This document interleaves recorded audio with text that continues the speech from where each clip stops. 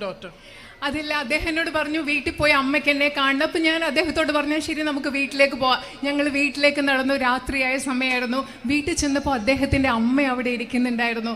ആ അമ്മയ്ക്ക് അറിയില്ലായിരുന്നു ഞാൻ വരുന്നുണ്ടായിരുന്നെന്ന്. പക്ഷെ എന്നെ കണ്ടപ്പോൾ അമ്മയുടെ ആ സന്തോഷം കൊണ്ട് മുഖത്താകെ തെളിച്ചായി. എന്നെ കെട്ടിപ്പിടിച്ചു, ചേർത്ത് പിടിച്ചു. ഞാൻ അമ്മയുടെ മകൾ എന്ന പോലെ ആ അമ്മ എന്നെ ചേർത്ത് പിടിച്ചു. And then she took me inside her home. She made me sit down. Her name is Frisia. And she put her rosary in my hand. ആ അമ്മ എന്നെ കൈ പിടിച്ച് വീട്ടിനകത്ത് കൊണ്ടുപോയി അവിടെ ഇരുത്തിയിട്ട്, ഫ്രേസിയ എന്നാണ് അമ്മയുടെ പേര്, ആ അമ്മയുടെ കയ്യിലുള്ള കൊന്ത എൻ്റെ കയ്യിൽ വെച്ച് തന്നു. And she said, give this to your mother from me. എന്നിട്ട് ആ കൊന്ത എൻ്റെ കയ്യിൽ വെച്ച് തന്നിട്ട് അമ്മ എന്താ പറഞ്ഞെന്നറിയോ, ഇത് കൊണ്ടുപോയി നിങ്ങളുടെ അമ്മയ്ക്ക് കൊടുക്കണം എന്നാണ് എന്നോട് പറഞ്ഞത്. And that was my first day, my first evening of coming to Wayanad. I was coming to file my nomination. In that first moment, you accepted me, brought me to your home, gave me even a rosary for my mother. You have really touched my heart. ശരിക്കും അത് ഞാൻ വയനാട്ടിൽ വന്ന ആദ്യത്തെ ദിവസമാണ്. Nomination paper കൊടുക്കാൻ, നാമനിർദ്ദേശ പത്രിക സമർപ്പിക്കാൻ ആദ്യമായിട്ട് ഇവിടെ വന്ന ആ വൈകുന്നേരം നിങ്ങൾ എന്നെ വീട്ടിൽ കൊണ്ടുപോയി എനിക്കൊരു കൊന്ത തന്നു, എൻ്റെ അമ്മയ്ക്ക് നൽകാൻ ഒരു കൊന്ത തന്നു. ആ അനുഭവം ശരിക്കും എൻ്റെ മനസ്സിനെ സ്പർശിച്ച ഒരു അനുഭവമാണ്. But I was not surprised because I know the history of Wayanad. പക്ഷെ അത് ആ ഒരു അനുഭവം വന്നപ്പോൾ എനിക്ക് അതിശയം ഉണ്ടായില്ല. കാരണം എനിക്ക് വയനാടിന്റെ ചരിത്രം എന്താണെന്ന് അറിയാം. I know how the people of Wayanad have always stood for what is right. എനിക്കറിയാം എങ്ങനെയാണ് വയനാട്ടിലെ ജനങ്ങളായ നിങ്ങൾ ഓരോരുത്തരും എല്ലാ കാലത്തും എന്താണോ ശരി അതിനുവേണ്ടി നിലകൊണ്ടിട്ടുള്ളവരാണെന്ന് എനിക്കറിയാം. In some ways you represent everything that is good about our country. ഒരർത്ഥത്തിൽ പറഞ്ഞാൽ വയനാട്ടുകായ നിങ്ങൾ ഓരോരുത്തരും ഈ രാജ്യത്ത്, ഇന്ത്യയിൽ ഏറ്റവും നല്ലതായിട്ട് എന്താണോ ഉള്ളത് അതിനെ പ്രതിനിധാനം ചെയ്യുന്നവരാണ് വയനാട്ടിലെ നിങ്ങൾ. You have a deep history. Your indigenous people fought against the British. നിങ്ങൾക്കൊരു ആഴമുള്ള ചരിത്രമുണ്ട്. ഇവിടുത്തെ തദ്ദേശീയരായ ജനങ്ങൾ ബ്രിട്ടീഷുകാർക്കെതിരെ പോരാടിയവരാണ്. And you have always lived in harmony. അത് മാത്രമല്ല, നിങ്ങൾ എല്ലാ കാലത്തും സാഹോദര്യത്തിലും ഐക്യത്തിലുമാണ് ജീവിച്ചിട്ടുള്ളത്. No matter which religion you have belonged to, you have lived as brothers and sisters. നിങ്ങൾ ഏത് മതത്തിൽപ്പെട്ട ആളുകളായിക്കൊള്ളട്ടെ, വയനാട്ടിലുള്ള ജനങ്ങൾ നിങ്ങൾ സഹോദരന്മാരെ പോലെയാണ് എല്ലാ കാലത്തും ജീവിച്ചിട്ടുള്ളത്. And these are the teachings of all our religious leaders, whether it was Sri Narayan Guruji, whether it was our great earlier leaders before that, or our gurus. They have all taught that we should live in harmony, there should be equality, and everybody should move forward and progress together. ഇതാണ് നമ്മുടെ രാജ്യത്തെ ഏറ്റവും വലിയ മതത്തിന്റെ ഒക്കെ ഏറ്റവും വലിയ നേതാക്കളുടെ സന്ദേശം. ഇതാണ് ശ്രീനാരായണ ഗുരുവിനെ പോലെയുള്ള നേതാക്കളോ അതുപോലെയുള്ള മഹാന്മാർ നമുക്ക് പഠിപ്പിച്ചിട്ടുള്ളത്. ഇതാണ് എല്ലാ മനുഷ്യരും സാഹോദര്യത്തോടും ഐക്യത്തോടു കൂടി ഏത് മതത്തിൽപ്പെട്ടവരായാലും ജീവിക്കണം എന്ന സന്ദേശമാണ് നമ്മൾ പഠിച്ചിട്ടുള്ളത്.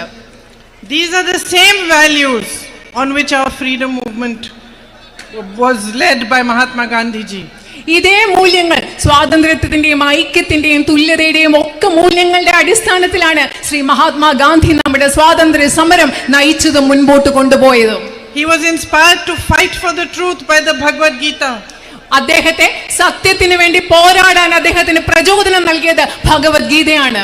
And by the Holy Quran. അതുപോലെ തന്നെ ഹോളി ഖുറാനിലെ മൂല്യങ്ങളും അദ്ദേഹത്തിന് പ്രചോദനം നൽകി. And he was deeply inspired by Lord Jesus' Sermon on the Mount.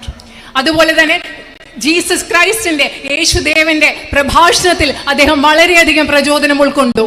In fact, if somebody embodied what is written in the Bible in Corinthians 13, that whatever you do, unless you have love in your heart, it is of no value, it was Mahatma Gandhi. ബൈബിളിൽ Corinthians 13 പറയുന്നത്, അതായത് നിങ്ങൾ എന്ത് ചെയ്യുമ്പോഴും നിങ്ങളുടെ ഹൃദയത്തിൽ സ്നേഹമില്ലെങ്കിൽ അതിനൊരു മൂല്യമില്ല എന്ന് പറയുന്ന ആശയം ഏറ്റവും അധികം അർത്ഥവത്തായി ഉൾക്കൊണ്ടിട്ടുള്ളത് മഹാത്മാഗാന്ധി അല്ലാതെ മറ്റാരുമല്ല. And so when India became a free nation, it was those same values on which the Constitution of India was based. India ഒരു സ്വതന്ത്ര രാജ്യമായപ്പോൾ ഞാൻ നേരത്തെ പറഞ്ഞ ഇതേ മൂല്യങ്ങളുടെ അടിസ്ഥാനത്തിലാണ് നമ്മുടെ ഭരണഘടന രൂപവൽക്കരിക്കപ്പെട്ടത്. The values of love, equality, truth, justice, secularism, this was the basis of our nation. സത്യം, സ്നേഹം, തുല്യത, സമത്വം, മതേതരത്വം തുടങ്ങിയ മൂല്യങ്ങളുടെ അടിസ്ഥാനത്തിലാണ് ഈ രാജ്യത്തെ പടുത്തുയർത്തിയിട്ടുള്ളത്. And decades later today, our fight is for those values. ഇന്ന് നമ്മുടെ രാജ്യത്തിന് സ്വാതന്ത്ര്യം കിട്ടി ദശാബ്ദങ്ങൾ കഴിഞ്ഞ ശേഷം ഇന്ന് നമ്മൾ നടത്തുന്ന പോരാട്ടം ഇതേ മൂല്യങ്ങൾക്ക് വേണ്ടിയുള്ള പോരാട്ടമാണ്. You, the people of Wayanad, have shown the country the way. നിങ്ങള് വയനാട്ടിലെ ജനങ്ങൾക്ക് ഈ രാജ്യത്തെ മുഴുവൻ നിങ്ങൾ കാണിച്ചു കൊടുത്തിട്ടുണ്ട് എങ്ങനെയാണ് മുൻപോട്ട് പോകേണ്ടതെന്നുള്ള വഴി. A massive campaign was unleashed against my brother to tarnish his reputation. Lots of money, lots of resources were poured into that campaign. എന്റെ സഹോദരന്റെ പ്രതിച്ഛായ, എന്റെ സഹോദരന്റെ സത്പേര് ഇല്ലാതാക്കാൻ വേണ്ടി ഒരുപാട് പൈസ ഉപയോഗിച്ച് ഒരുപാട് വിഭവങ്ങൾ ഉപയോഗിച്ച് ഈ രാജ്യത്ത് വലിയൊരു പ്രചരണം തന്നെ നടക്കുകയുണ്ടായി. And there was a time when everybody was turning their back on him. ഒരു സമയമുണ്ടായിരുന്നു എന്റെ സഹോദരനോട് ഈ ലോകം മുഴുവൻ എതിർത്ത, ലോകം മുഴുവൻ പുറംതിരിഞ്ഞു നിന്ന ഒരു സമയമുണ്ടായിരുന്നു. And that is when all of you, each one of you who voted for him, who supported him, who loved him, who gave him courage and affection, stood for what is right. ഈ ലോകം മുഴുവൻ എന്റെ സഹോദരനോട് പുറംതിരിഞ്ഞു നിന്ന സമയത്താണ് വയനാട്ടുകാരായ നിങ്ങൾ ഓരോരുത്തരും അദ്ദേഹത്തിന് നിങ്ങളുടെ സ്നേഹം, നിങ്ങളുടെ വോട്ട്, നിങ്ങളുടെ ധൈര്യം, നിങ്ങളുടെ പിന്തുണ അദ്ദേഹത്തിന് നിങ്ങൾ നൽകിയത്. What everybody is seeing today, you saw then 5 years ago. ഇന്ന് എന്റെ സഹോദരനിൽ ഇന്ന് എല്ലാവരും കാണുന്നത് എന്താണോ അത് നിങ്ങൾ 5 വർഷം മുമ്പ് നിങ്ങൾ കണ്ടു എന്ന് ഞാൻ പറയുകയാണ്. Today the whole world recognizes that this one man is standing for the truth. He is fighting for the truth and he has the courage to keep fighting no matter what happens to him. ഇന്ന് ലോകം മുഴുവൻ അംഗീകരിക്കുകയാണ് ഈ ഒരൊറ്റ മനുഷ്യൻ അദ്ദേഹം സത്യത്തിന് വേണ്ടിയാണ് പോരാടുന്നത്. എന്ത് സംഭവിച്ചാലും സത്യത്തിന് വേണ്ടി പോരാടാനുള്ള ധൈര്യവും കരുത്തും അദ്ദേഹത്തിനുണ്ടെന്ന് ഈ ലോകം മുഴുവൻ ഇന്ന് പറയുമ്പോൾ വയനാട്ടുകാർ നിങ്ങളത് 5 വർഷം മുമ്പ് തിരിച്ചറിഞ്ഞു. But my sisters and brothers of Wayanad, you recognized this man and you recognized his fight much before everybody else did. എൻ്റെ വയനാട്ടിലെ പ്രിയപ്പെട്ട സഹോദരി സഹോദരന്മാരെ, എൻ്റെ സഹോദരൻ്റെ ഈ മനുഷ്യന്റെ പോരാട്ടം, ഈ മനുഷ്യൻ എന്താണെന്നുള്ളത് ലോകം മുഴുവൻ തിരിച്ചറിയുന്നതിന് മുമ്പ് വയനാട്ടുകാരായ നിങ്ങൾ തിരിച്ചറിഞ്ഞു എന്ന് ഞാൻ പറയുകയാണ്. And you made a bond with him of love and trust and loyalty that is in his heart. നിങ്ങൾ അദ്ദേഹത്തോട് സ്നേഹത്തിന്റെ, വിശ്വാസത്തിന്റെ, പരസ്പര വിശ്വാസത്തിന്റെ, സ്നേഹത്തിന്റെ ആഴമുള്ള ഒരു ബന്ധം നിങ്ങൾ അദ്ദേഹത്തോട് ഉണ്ടാക്കിയെടുത്തിട്ടുണ്ട്. ആ ബന്ധം അദ്ദേഹത്തിന്റെ ഹൃദയത്തിൽ എപ്പോഴുമുള്ള ഒരു ബന്ധമാണ്. He and all of us in his family are deeply, deeply grateful to you for what you did for him. അദ്ദേഹം മാത്രമല്ല, ഞങ്ങളുടെ കുടുംബത്തിലെ ഓരോ അംഗവും വയനാട്ടുകാരായി നിങ്ങൾ അദ്ദേഹത്തിന് വേണ്ടി എന്താണോ ചെയ്തത്, വയനാട്ടുകാരായി നിങ്ങൾ അദ്ദേഹത്തിന് വേണ്ടി എന്താണോ ചെയ്തത് അതിനുവേണ്ടി ഞങ്ങൾ ഓരോരുത്തരോടും നിങ്ങളോട് എന്നെന്നും കടപ്പെട്ടിരിക്കുന്നവരായിരിക്കുമെന്ന് ഞാൻ പറയുകയാണ്. It is you who gave him the courage to walk 4,000 kilometers across India in the name of unity and peace. ഐക്യത്തിന് വേണ്ടി, സമാധാനത്തിന് വേണ്ടി ഈ രാജ്യം മുഴുവൻ 4000 കിലോമീറ്റർ നടക്കാനുള്ള ധൈര്യം എന്റെ സഹോദരന് കൊടുത്തത് വയനാട്ടുകാരായ നിങ്ങളാണ്. I am his sister, so I can tell you how sad he was to leave you. ഞാൻ അദ്ദേഹത്തിന്റെ സഹോദരിയാണ്. അതുകൊണ്ട് എനിക്കറിയാം വയനാട്ടിലെ നിയോജക മണ്ഡലം ഉപേക്ഷിച്ചു പോകേണ്ടി വന്നപ്പോൾ, നിങ്ങളെ ഉപേക്ഷിച്ചു പോകേണ്ടി വരാൻ അദ്ദേഹത്തിന് എന്തുമാത്രം വിഷമമുണ്ടെന്ന് അദ്ദേഹത്തിന്റെ സഹോദരിയായ എനിക്കറിയാം.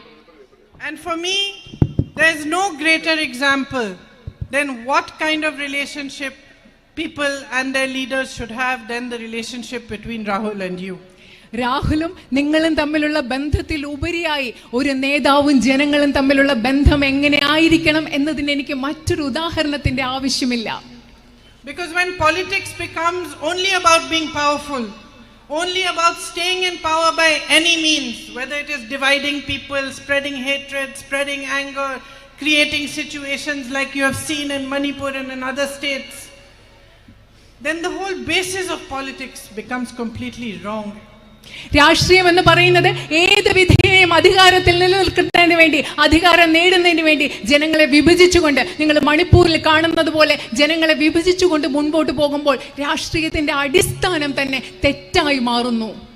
When there is no respect for people, those very people who have put you in power, those very people who have put you in the position to be a minister or an MLA or an MP or a Prime Minister, when you lose respect for those very people, then you lose respect for the nation and for the country. നിങ്ങളെ മന്ത്രിയാക്കിയ, നിങ്ങളെ MLA ആക്കിയ, നിങ്ങളെ പ്രധാനമന്ത്രിയാക്കിയ ജനങ്ങളോട്, ഈ രാജ്യത്തെ ജനങ്ങളോടുള്ള ബഹുമാനം, നിങ്ങൾക്ക് അടിസ്ഥാന ബഹുമാനം നഷ്ടപ്പെടുമ്പോൾ നിങ്ങൾക്ക് ഈ രാജ്യത്തോടുള്ള അടിസ്ഥാനപരമായ ബഹുമാനമാണ് നഷ്ടപ്പെടുന്നത്. Today all of us standing on this stage in front of you know in our hearts that we can't stand here unless you support us. ഇന്ന് ഈ സ്റ്റേജിൽ നിൽക്കുന്ന ഞങ്ങൾ എല്ലാവർക്കും ഹൃദയത്തിന്റെ ആഴങ്ങളിൽ അറിയാം, നിങ്ങൾ ഞങ്ങളെ പിന്തുണച്ചില്ലെങ്കിൽ ഈ വേദിയിൽ നിന്ന് നിൽക്കാൻ ഞങ്ങൾക്ക് പറ്റില്ല എന്നുള്ളത് ഞങ്ങൾക്ക് ആഴത്തിൽ അറിയാം. This is not our greatness or our power that we are standing here. It is your greatness. It is your power that we are reflecting back to you. ഞങ്ങൾ ഈ വേദിയിൽ നിൽക്കുന്നത് ഞങ്ങളുടെ മഹത്വമല്ല, ഞങ്ങളുടെ ശക്തിയല്ല, ഇത് നിങ്ങളുടെ ശക്തിയാണ്. നിങ്ങളുടെ ശക്തി കൊണ്ട്, നിങ്ങളുടെ മഹത്വം കൊണ്ടാണ് ഞങ്ങൾ ഇവിടെ നിൽക്കുന്നത്. നിങ്ങളുടെ ശക്തിയും മഹത്വവും പ്രതിഫലിപ്പിച്ച് നിങ്ങളിലേക്ക് തരികയാണ് ഇവിടെ നിന്ന് ഞങ്ങൾ ചെയ്യുന്നത്. But what are we seeing in our country? What kind of politics are we seeing today? For the last 10 years, what is it that we have all witnessed? പക്ഷെ നമ്മൾ ഇന്ന് നമ്മുടെ രാജ്യത്ത് എന്താണ് കണ്ടുകൊണ്ടിരിക്കുന്നത്? ഏത് തരത്തിലുള്ള ഒരു രാഷ്ട്രീയമാണ് നമ്മുടെ രാജ്യത്ത് കണ്ടുകൊണ്ടിരിക്കുന്നത്? കഴിഞ്ഞ 10 വർഷങ്ങളായി നമ്മൾ എന്തിനാണ് സാക്ഷിയായിക്കൊണ്ടിരിക്കുന്നത്? We have witnessed complete disrespect for the people of India. നമ്മൾ ഈ കഴിഞ്ഞ 10 വർഷങ്ങളായി കണ്ടുകൊണ്ടിരിക്കുന്നത് ഈ രാജ്യത്തെ ജനങ്ങളോട് പൂർണ്ണമായ ബഹുമാനമില്ലാത്ത ഒരു അവസ്ഥയാണ്. All the policies that the BJP government, Modi ji's government are making are being made for the benefit of his 5 or 6 big businessmen friends. Narendra Modi ഗവൺമെന്റിന്റെ എല്ലാ നയങ്ങളും അദ്ദേഹത്തിന്റെ 5 or 6 ബിസിനസ്സുകാരായ വ്യവസായികളായ സുഹൃത്തുക്കളുടെ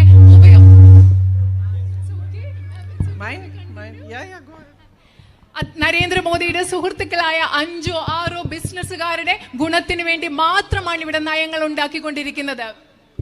Policies are not made to benefit you. നിങ്ങളുടെ ഉപയോഗത്തിന് വേണ്ടിയല്ല, നിങ്ങൾക്ക് വേണ്ടിയല്ല ഈ രാജ്യത്തെ നയങ്ങൾ ഉണ്ടാക്കിക്കൊണ്ടിരിക്കുന്നത്. There is no compassion for farmers. Here you have a tradition of agriculture, and agriculture is the basis of your community, and yet you are continuously promised MSP for your crops and you don't get it. ഇവിടുത്തെ കർഷകരോട് യാതൊരു അനുതാപവും അനുകമ്പയും ഇല്ല. നിങ്ങൾക്ക് ഇവിടെ കൃത്യമായ നിങ്ങൾക്കൊരു കൃഷിയുടെ പാരമ്പര്യമുണ്ട്, കാർഷിക വൃത്തിയുടെ പാരമ്പര്യമുണ്ട്. നിങ്ങൾക്ക് വീണ്ടും വീണ്ടും ഒരു മിനിമം താങ്ങുവില വാഗ്ദാനം നൽകുകയാണ്, പക്ഷെ അത് നിങ്ങൾക്ക് ഇതുവരെ ലഭിച്ചിട്ടില്ല. Tribal peoples and farmers are under attack across the country. ഈ രാജ്യം മുഴുവനും നമ്മുടെ കർഷകരും ആദിവാസികളും ആക്രമിക്കപ്പെട്ടുകൊണ്ടിരിക്കുകയാണ്. Their lands are given to big business people. വലിയ വലിയ ബിസിനസ്സുകാർക്ക്, വ്യവസായികൾക്ക് ആദിവാസികളുടെ ഭൂമി എടുത്ത് നൽകിക്കൊണ്ടിരിക്കുകയാണ്. And there is no thinking on how to make jobs for you, how to increase employment, how to give you better access for health, for education and all those needs that the government should be providing for. നിങ്ങൾക്ക് എങ്ങനെയാണ് കൂടുതൽ തൊഴിലവസരങ്ങൾ സൃഷ്ടിക്കുക, കൂടുതൽ തൊഴിൽ നൽകുക, വിദ്യാഭ്യാസത്തിനും ആരോഗ്യ സംരക്ഷണത്തിനും കൂടുതൽ സാധ്യതകൾ ഉണ്ടാക്കുക, ഇതിനെ പറ്റി ഒന്നും ഗവൺമെന്റ് ചിന്തിക്കുന്നില്ല. You were promised MSP for rubber, you still don't get it. You were promised a medical college.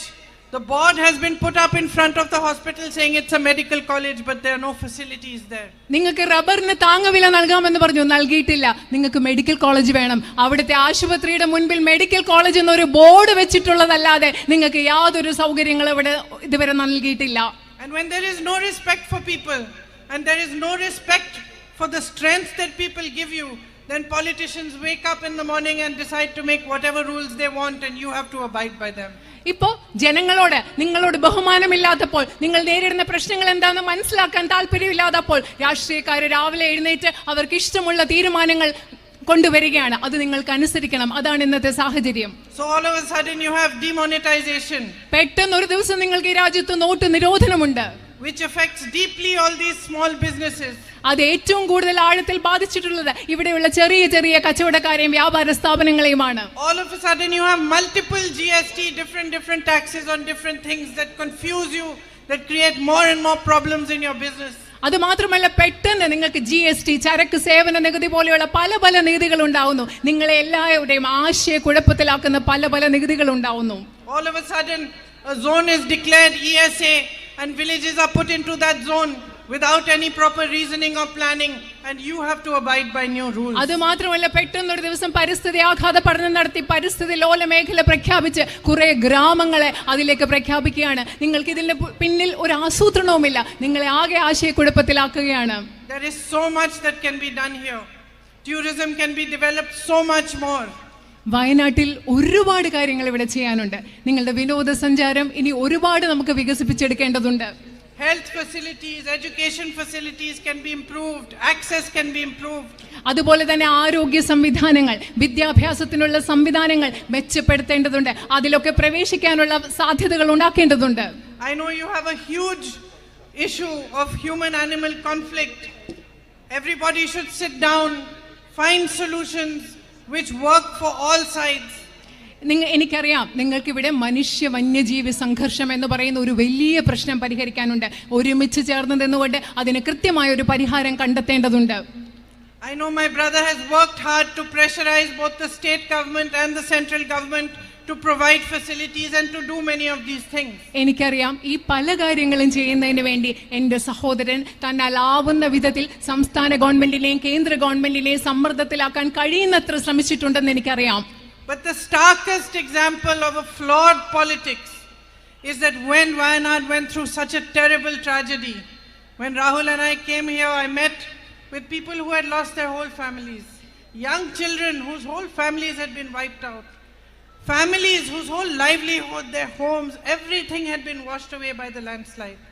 It was a tragedy that even shook us up so much, and we travel around the country, we see so much pain, so much suffering. But it shook us because we have never seen such a great tragedy happen in such a small area where so many families have been affected all at once. വയനാട്ടിൽ നടന്ന നമ്മൾ എങ്ങും കണ്ടിട്ടില്ലാത്ത ഒരു ദുരന്തം, ഒരു വലിയ ഇവിടെ മണ്ണിടിച്ചിലുണ്ടായ വലിയ ദുരന്തം നടന്ന രാഹുലും ഞാനും ഇവിടെ വന്നപ്പോൾ മനുഷ്യർ ജീവിതം എല്ലാം നഷ്ടപ്പെട്ട മനുഷ്യർ, കുഞ്ഞുങ്ങളെ എല്ലാം നഷ്ടപ്പെട്ട കുഞ്ഞുങ്ങൾ, കുടുംബത്തെ മുഴുവൻ നഷ്ടപ്പെട്ട മനുഷ്യർ, ഇത് ഞങ്ങളെ ആകെ ഉലച്ചു. ഞങ്ങൾ ഈ രാജ്യം മുഴുവൻ സഞ്ചരിക്കുന്നവരാണ്. ഈ ദുഃഖം കാണുമ്പോൾ ഇത്രയും ചെറിയ സ്ഥലത്തുണ്ടായ ഇത്രയും വലിയൊരു ദുരന്തത്തിൻ്റെ വ്യാപ്തി രാഹുലിനെയും എന്നെ ഇവിടെ വന്നപ്പോൾ വല്ലാതെ ഉലച്ചു കളഞ്ഞു. And the Prime Minister also came here during that tragedy. He also met those victims. But he did not send the funds that were required to help them. ശരിക്കും പറഞ്ഞാൽ ഈ രാജ്യത്ത് ജനങ്ങളെ ബഹുമാനിക്കാത്ത ഒരു രാഷ്ട്രീയത്തിന്റെ ഉദാഹരണമാണ് പ്രധാനമന്ത്രി ഇവിടെ വന്നു. അവിടെ ദുരന്തബാധിതരായ ആളുകളെ കണ്ടു, അതിജീവിതരെ കണ്ടു. പക്ഷെ അവർക്ക് വേണ്ട കൃത്യമായ സഹായം, സാമ്പത്തിക സഹായം നൽകാൻ അദ്ദേഹം തയ്യാറായില്ല ഇതുവരെ. And so I go back to sister standing here. I go back to the Corinthians 13. It says that if you do acts of goodness but you don't have love in your heart, then you are just a clanging cymbal. ഞാൻ അവിടെ നിൽക്കുന്ന എൻ്റെ സഹോദരിമാരുടെ അടുത്തേക്ക് പോയി, അവിടെ sisters ഉണ്ട്, സിസ്റ്റേഴ്സിനോട് പോയിട്ട് വീണ്ടും ഞാൻ നേരത്തെ പറഞ്ഞ കൊറിന്ത്യൻസ് 13 പറയുന്ന ആ വാചകം പറയാണ്, നിങ്ങൾ നല്ല കാര്യങ്ങൾ ചെയ്യുന്നു, പക്ഷേ നിങ്ങളുടെ ഹൃദയത്തിൽ നല്ല കാര്യങ്ങൾ ചെയ്യുന്നതിൽ സ്നേഹമില്ലെങ്കിൽ ആ പ്രവൃത്തിക്ക് യാതൊരു അർത്ഥവുമില്ല, അത് വെറും ഒരു പ്രതീകം മാത്രമായി മാറുകയാണ്. And what bigger symbol of this can it be that the Prime Minister comes here, he meets the victims of the tragedy, he promises them he is going to help, and then for months he does not send the funds to help them. അതുപോലെ ഹൃദയത്തിൽ സ്നേഹമില്ലാതെ ഒരു കാര്യം ചെയ്യുന്നതിൽ നിങ്ങൾക്ക് ഏത് വേറെ ഉദാഹരണം വേണം? പ്രധാനമന്ത്രി ഇവിടെ വന്നു, ഈ ദുരന്തബാധിതരായ ആളുകളെ സന്ദർശിച്ചു, അവർക്ക് എല്ലാ സഹായവും വാഗ്ദാനം ചെയ്തു, പക്ഷെ ദിവസങ്ങൾ മാസങ്ങളായിട്ടും ഇതുവരെ അവർക്ക് വേണ്ട സഹായം കൊടുത്തിട്ടില്ല എന്നതിൽ പരം മറ്റൊരു ഏത് ഉദാഹരണമാണ് നിങ്ങൾക്ക് വേണ്ടത്? So this strain of politics that is prevalent in the country today, in which only power matters and people do not matter, needs to be changed.